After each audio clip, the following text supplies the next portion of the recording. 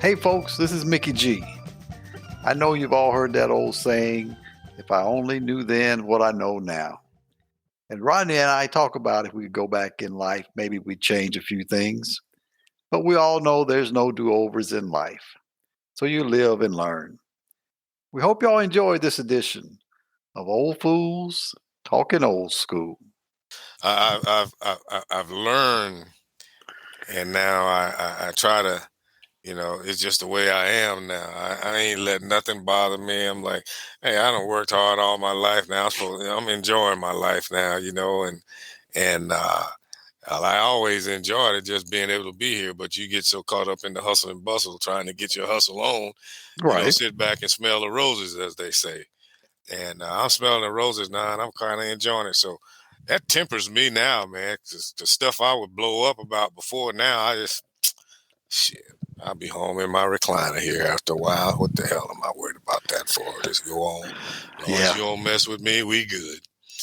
And Yeah. Yeah. That's how I am too. Matter of fact, for the last couple of years, that's been, one of my New Year's resolution is to not let stuff like that get to me. Just to, mm-hmm. and to sort of take a breath before you say things and do things. Yeah. Because I mean, there was a time there where as soon as it came in my mind, it was out.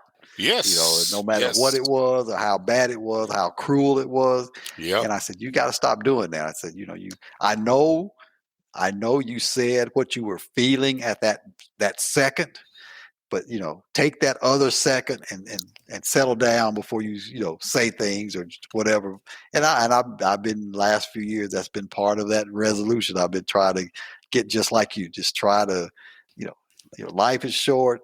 Yep. Enjoy yourself. Don't let that kind of stuff get to you, Yes, sir. and because it can eat you up. So I've been trying to do that exact same thing. Yeah, man. And my problem is been here at home. It's one of those things that I've had to come to grips with. You know, uh, uh, like I'm not. Are you trying to be right, or you what? But you know how we are in the military, man. It's about standardization, and it's about having things in order and all that.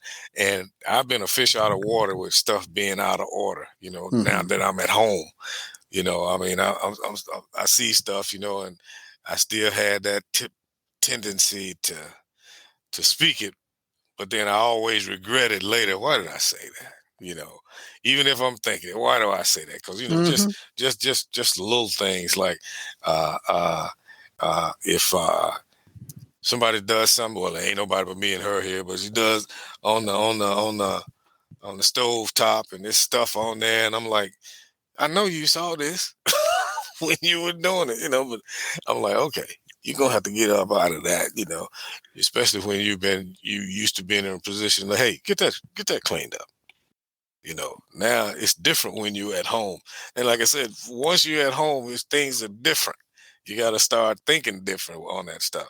I still ain't gonna like no put up with no whole bunch of clutter, but I finally, she just finally told me, look, this is how I do things, and blah blah blah blah blah. I said, you're right. You're right. I'm on. I don't know how much my tongue and my lip gonna be able to take, but I'm gonna bite it.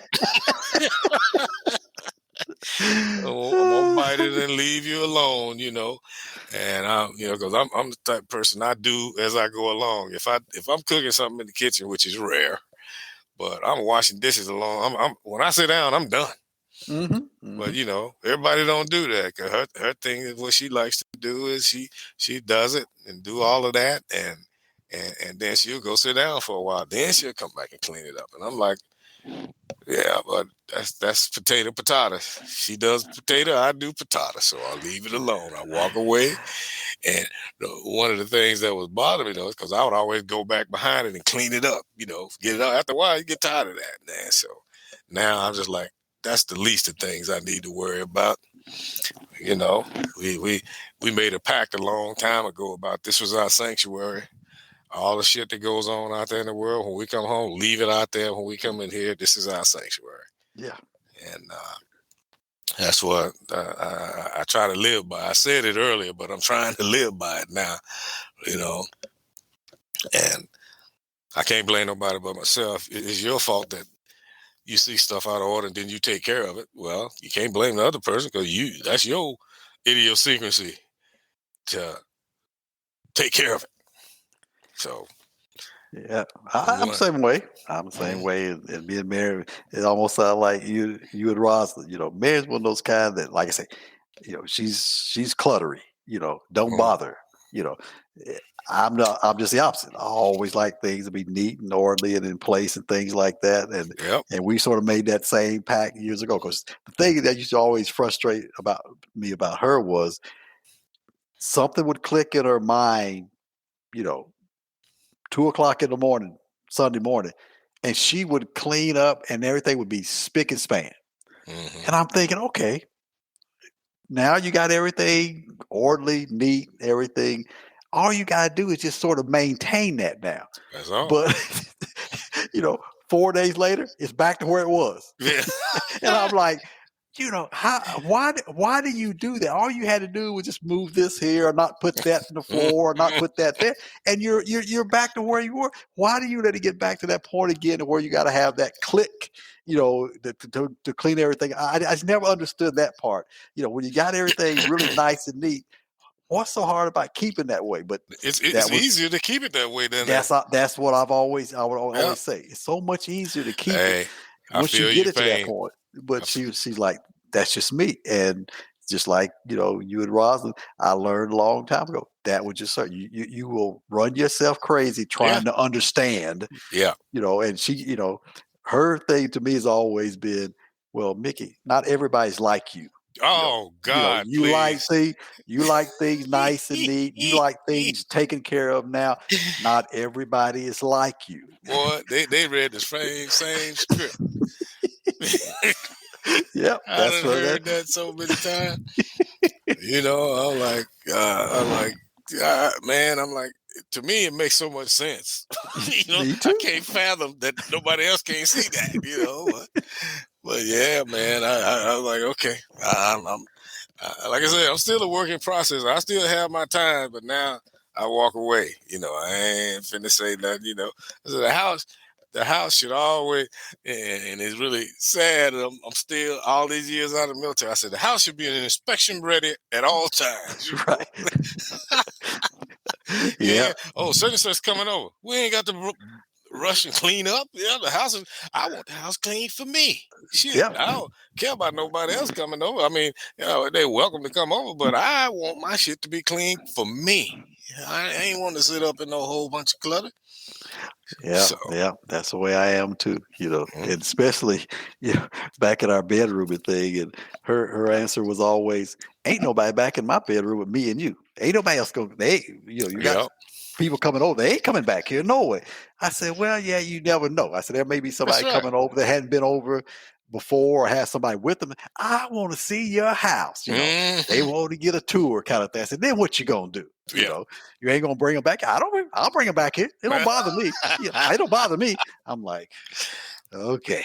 Yeah. So yeah, I know what you mean. But one thing I found out, though, you talk about you don't bring the job home and things, and I must admit that's something I've never done. Now I'm not going to say Exactly. I didn't come home, and maybe my attitude is Right. such from the job that I came in the door with a bit of an attitude, but it's never been a come in the door with an attitude and this happened today, and I can't believe this. I just never done that. Right. But I learned with Mary that after a while was there was time that I guess she really felt like she couldn't talk to anybody at the job about you know what was going on, What was kind of going thing. on? Yeah. So Yeah. she needed an outlet, and that Right. was me. Yeah. And there was time that I must admit, she's telling me about stuff going home, that's going on at work and stuff, and I'm like to myself, I don't want to hear this, Right. kind of Right. thing. But I learned to listen, Hmm. give her, my feedback and things of that nature, because it was just that she just needed to tell somebody. So it wasn't like she was, sort of going off and throwing Right. things. She just needed to tell somebody, That's right. See, and have a listening ear. that's right. And see, I had to differentiate from listening to solving the problem. It's easy. She ain't asking me to solve it. She asking me just to listen to it, right? I'm like, that's a quick fix right there. Right. Oh, you got to do it down, down, down, you know. And then she Yeah. just look at me. I'm like, oh, okay, all right, you Yep. know. Yeah. That's what I just finally learned. Like you say, they ain't looking at you because in the money situation, there's nothing you can do anyway. Right. You know, it's their job. It's their employees and things of that nature. They just want somebody to listen. You know, That's it. it was hard. Yeah.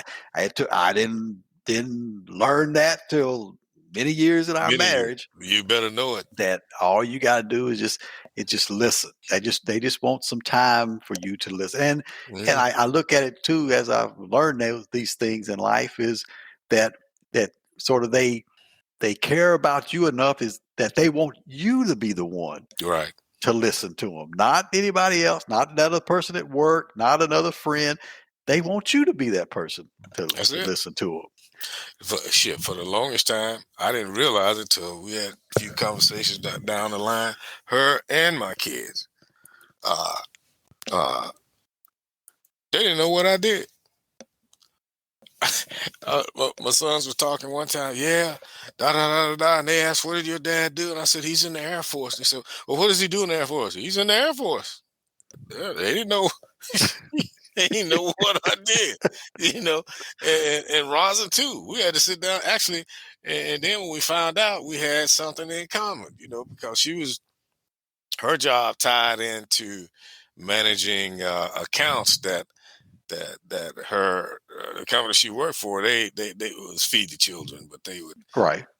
coordinate with warehouses and donations and all that. She secured donations, but it kind of it kind of fell into the logistics format, So we started having conversations about it. We was like we ain't talking about work at home, but once we found out we had that commonality, then it was more frequent that we did. It's like Right. this kind of thing. But prior to that, she was for a period of time there, she didn't know what I did. Somebody say, "Oh, your husband's in the military? Where does he work? Hospital. What does he do? He just works in the hospital. That's all I know." So I was like, okay, you know. So I had to tell my sons. I tried to explain it to them, but they were just like talking to a wall. They ain't have a clue, nor did they care, you know. But yeah, man. But yeah, that was one of the good things that we did about that because I saw many people having problems with that. I said, no, we come here. This is all about the family and all about us. And yeah, I like you. I've come home with my attitude. I even had to tell her one time. I said, Rosa, give me 30 minutes. Let me come home and let me unwind because we didn't live but 10 minutes away from the base.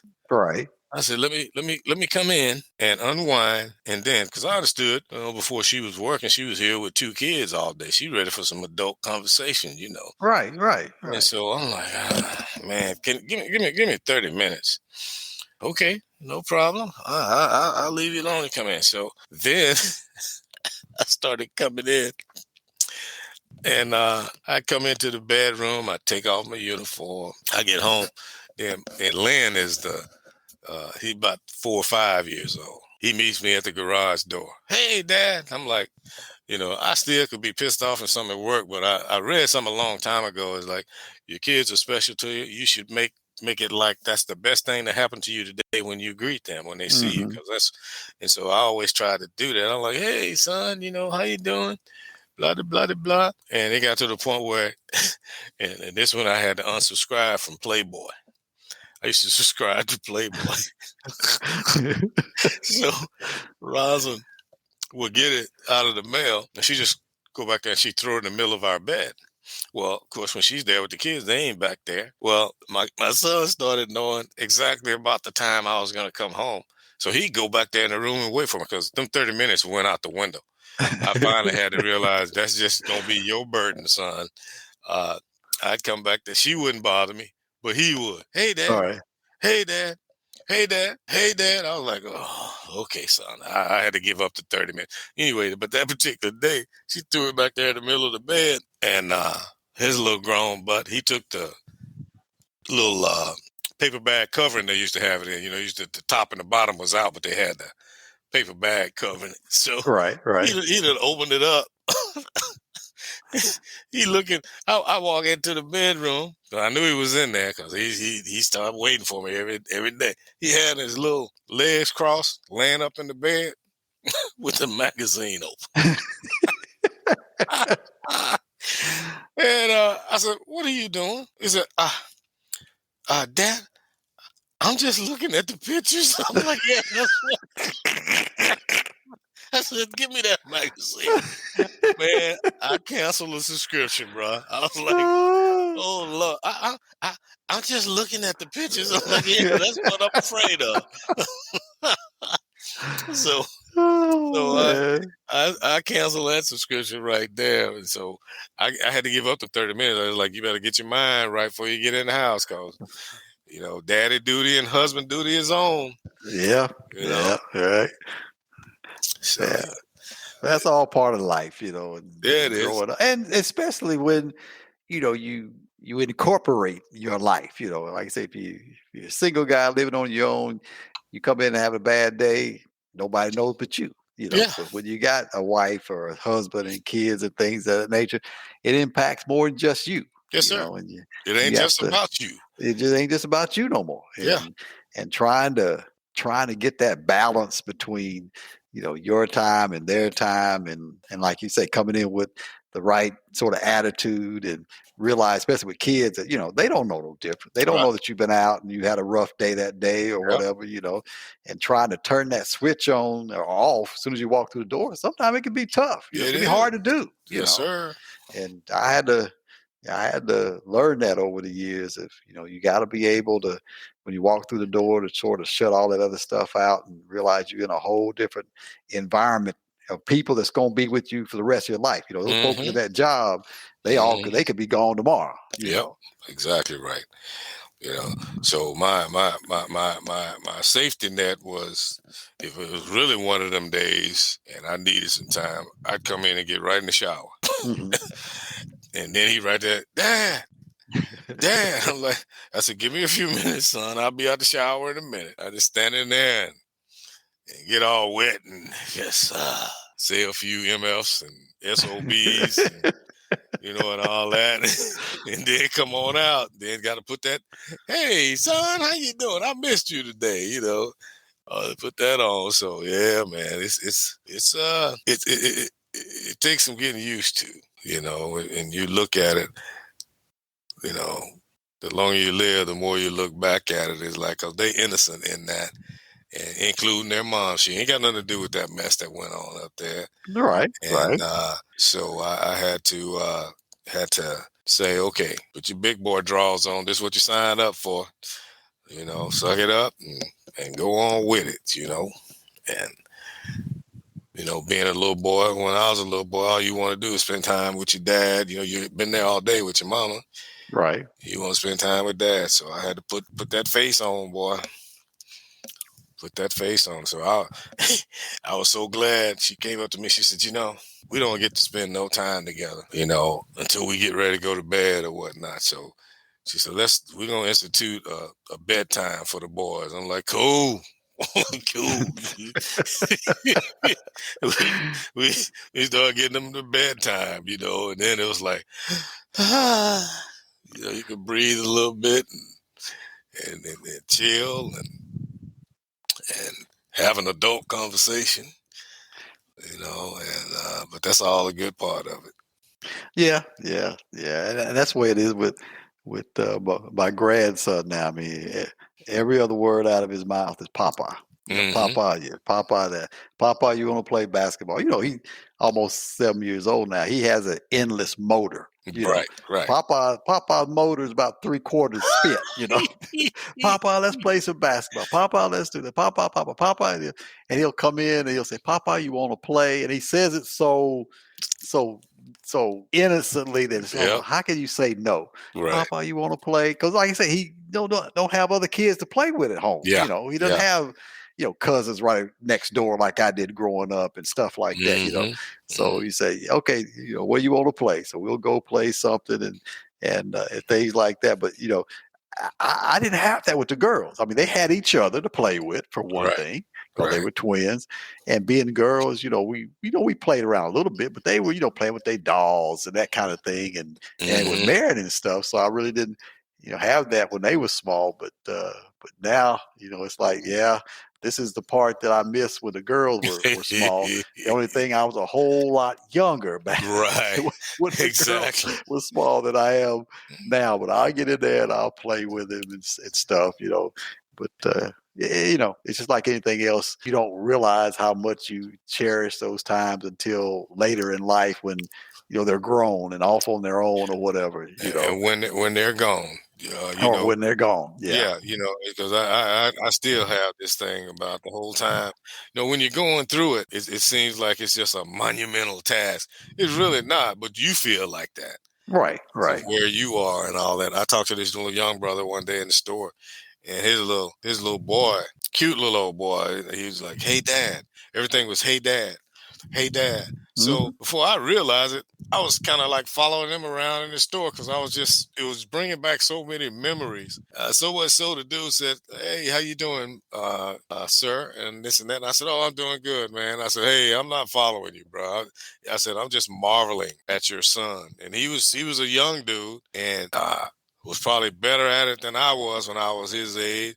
He was patient. He was telling his son, his dad was asking about 6,000 questions a minute.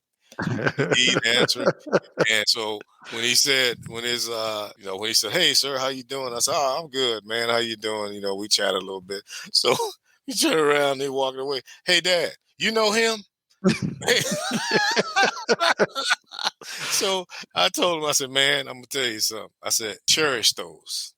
I said, because I don't know that I appreciated them as much as you're doing with your son now.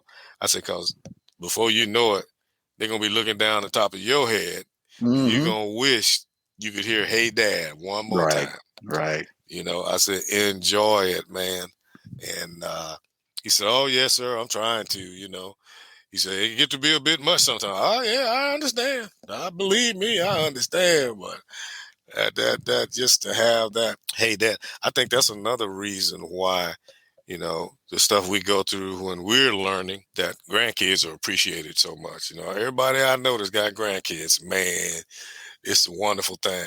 I say, "Yeah, I've heard. I ain't had to experience it yet."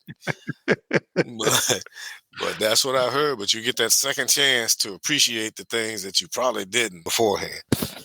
Yeah, because I mean, during the time that our kids were that age, we had our careers that we were thinking about. Yeah. We had the jobs that we were thinking about, and at this point in life, like I say, we all are sort of retired. We got more time to do things and appreciate things. So I think it's a whole different. You're in a whole different environment as a grandparent than you were as a parent, Right. because you Exactly had a right. lot more going on. That's right. A bunch of moving parts.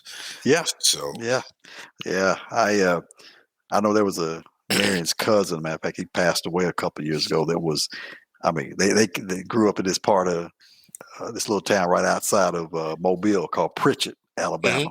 Hmm. Well known for being rough. I mean, one Hmm. of the roughest towns you could think of, and they grew up rough, and he did too. And matter of fact, he lost his eye, got in a fight when he was a Damn. teenager, Hmm. and guy uh, uh, hit him in his eye, and knocked his eye out. Dang.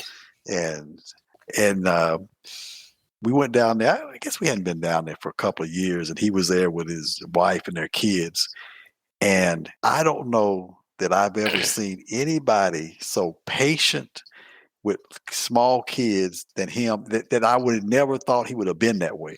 I mean, with his upbringing and when he, before he got married and stuff, he was like, say, he was out there. He was something else.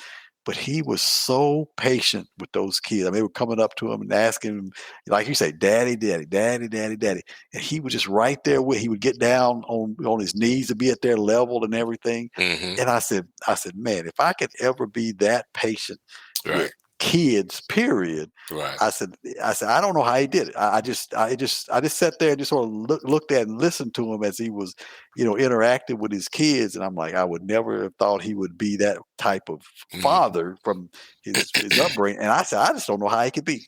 It's just Mhm. so patient with those kids. But Mhm. it just sometimes, whether it's kids or whatever things happen, it just sort of, it's like I'm talking about marriage, just something clicks, and Right. they almost like they turn into a whole different person. Oh yeah. Oh yeah. And that whole thing of what's important to you now changes, man. It's I still say, having kids, boy, taught me a whole lot.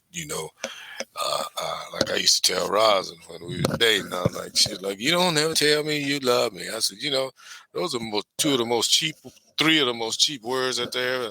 You know how many times I said I love you just to get where I wanted to go. Yeah, yeah, yeah. I said, you know, you measure love by how somebody treats you, and that kind of thing, But sometimes women like to hear that stuff, so you do that part of it. But I was kind of sad to admit, but I was going through the motions, because I didn't have the meaning behind it. But when I saw first born, and I saw him, and then I looked at her for what she had done, then it came to me about what love is. Hmm. I was like, man, I was just going. She wants to hear it, so I'll say it. But and I did love her, but I just didn't. It hadn't been defined for me. But after I saw that, when I saw that first child born, I was like, oh my God, yes sir. And the second thought I had was, thank God I'm a man. God damn. I heard that. I tell you, I know what you mean. After seeing what Mary went through with the girls and stuff, yeah, that gives you a whole nother appreciation on life. I tell Whole you. nother appreciation. A Yes whole sir. nother appreciation. So yeah, I mean, that's just part of, I think, life and growing up and stuff of that nature. I think a lot of it does come back to, though, everybody's different. Yeah. Everybody's got different personalities, and I mean, I was more one of those, well, you're a man kind of thing. You're the Hmm. tough guy. You can't be the softy kind of thing. Right. And then looking back on the years, I'm like, if you had just have been a little bit more, I don't say caring, but just a little bit more understanding, I guess Oh is the yeah. word. Yeah. You could have saved yourself a lot of issues, during the Hmm. year by just being a little bit more understanding. And now that you are older and you're understanding things, you sort of want to kick yourself sometimes and say, damn, why did you understand that 30 years ago kind of thing. Exactly right. I know exactly how you feel, man. But sometimes I let get by me.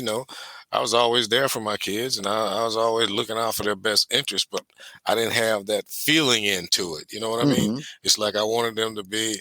I wanted to instill in them to be good human beings and all that, rather than just appreciating them for where they were at that time. Right, right. And I look back at that and I was like, man, because sometimes I'll see people with their kids, and sometimes there's people that are so proud of their kids, and it's almost like they're enamored with them, so to the point that they worship them. And I'm like, I never had that feeling. I was always thinking long term. I need them to understand this and understand that, because I want them to be a good individual, Right. and this and that kind of thing. But I never took the time in my mind to just worship them for where they are right then and there. Yeah, we got a little deep with things in life. Just like anything else, you learn and you grow from it. Hope y'all enjoyed this edition of Old Fools Talking Old School. This is Mickey G. Join us next time. Peace.